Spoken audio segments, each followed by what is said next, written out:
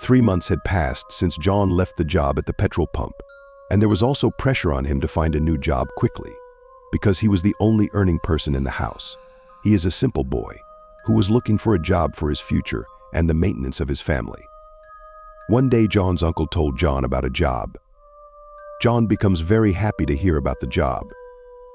John's uncle told that tomorrow you come here and talk about your job, and yes, the job is in the forest department.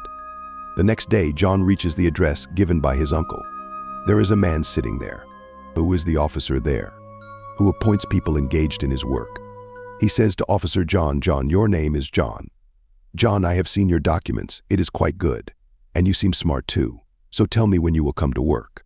Then John says, "But sir, what is the job? What should I do?" Then the forest officer says, "Actually, you will have to live in a quarter room, which is 3 kilometers inside the village, because earlier a guard used to do duty there. So for some reason he died there. Since then the post has remained vacant. And since there is no forest guard there, people cut wood from the forest and take it away at night. That's all you have to do, that you have to do the same duty throughout the night. A small quarter has been built there. Wild animals will not be able to harm you, because you will be inside the quarter. Yes, but if you hear the sound of wood being cut somewhere, then you must take a torch and go and see. That is your job. And yes, John, I want to tell you one more thing. You have to deal with wood thieves, and there are invisible forces there too. You have to deal with them too." John asks, "What do invisible powers mean?" Then the forest officer says, "Invisible powers means ghosts and witches who can trouble you. And sometimes the witch may even appear to you, but stay away from them. Well, you will rarely encounter these things. But yes, remember that do not leave your quarters around 12 o'clock. After 12 o'clock, you must remain in your quarters, even if the sound of cutting wood is heard again. So you start shouting loudly there. That's it. Leave in the morning, and duty salary in the evening will be 20,000. John gets shocked after hearing the salary, because he used to get only 6,000 rupees at the petrol pump. But here one has to sleep only in one room, and getting Rs 2,000 rupees per month. John agrees to the same job, and the next day in the evening he reaches the same quarter of the forest, where he has to give duty at night. When John reaches there, so let's see, that is a small room. And there is a bed for 2 people to lie down and a water tank. The toilet is inside the same quarter. Means this, everything needed is inside the same room. He won't have to go out for anything. John also got a torch and a stick to take care of the forest. Chucky John was a quiet-natured boy, so he closes the door of his room from inside and starts eating. After eating, he opens the window and looks around, and starts listening to songs on mobile on the bed. His eyes fall while listening to the song. Then his eyes open at around 5 in the morning. He sits on the bed, and while taking morning bath, his eyes fall on the door. So he gets quite surprised, and he starts thinking that he had locked the door from inside. And if you don't even wake up at night, then how is this door open? And keeps thinking for some time. Who would have opened this door? John gets quite surprised. He has doubts that thieves had not entered the room. He looks at his mobile, so the mobile is with him only.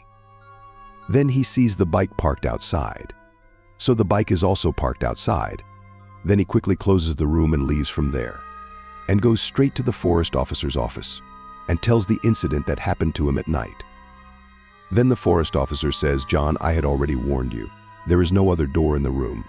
No one has come in from outside. Either you forgot to close the door, or there is another reason." John says, "Sir, what is the second reason?" Then the forest officer says, "Look, John, the room you are staying in. No one has been there, nor has anyone gone there for about 6 to 7 months, nor have any lights been lit there. So that room remained deserted and empty for about 7 months. So maybe some ideal power is living there." Then John thinks, if he leaves his job because of ghosts, so there is no other job in his eyes, where someone gives him Rs 2,000 as salary. Now go to that room, and whoever is there will not leave his job. John says, "Sir, don't worry at all. Tonight I'll see who opens the door. Either not him or not me. And I will also know what a ghost is saying this." John leaves from there. When evening comes, John comes to his quarter room by motorcycle. And after eating food, he lies down on the bed, and his eyes fall. At around 1 o'clock in the night, he hears the sound of someone crying. Then his eyes open, and he sits on the bed. He listens carefully to whose voice it is. So it turns out that someone is crying outside the quarter room near the door. John quickly picks up his flashlight and stick. And while banging the door, he says who is crying. So no sound comes from there, and the sound of crying stops. Then John sits on his bed, and after a few minutes he hears the sound of someone laughing loudly. This time the sound was not coming from outside but from inside the room. John looks at the clock. So it's 1:30. He looks in the toilet. So there is no one in the toilet. Then John sits on the bed and starts wondering where the last voice is coming from. John feels as if the sound of laughter is coming from his bed, so he starts looking under his bed. His eyes remain wide open. He sees a witch with red big eyes and loose hair. It's under his bed, and the horror is laughing. Or seeing all this, John's hands and feet swell. He doesn't understand what to do now. The village is 3 kilometers away from here because it was 1:30 in the night. So now he cannot even go to the village by bike because there is danger of animals.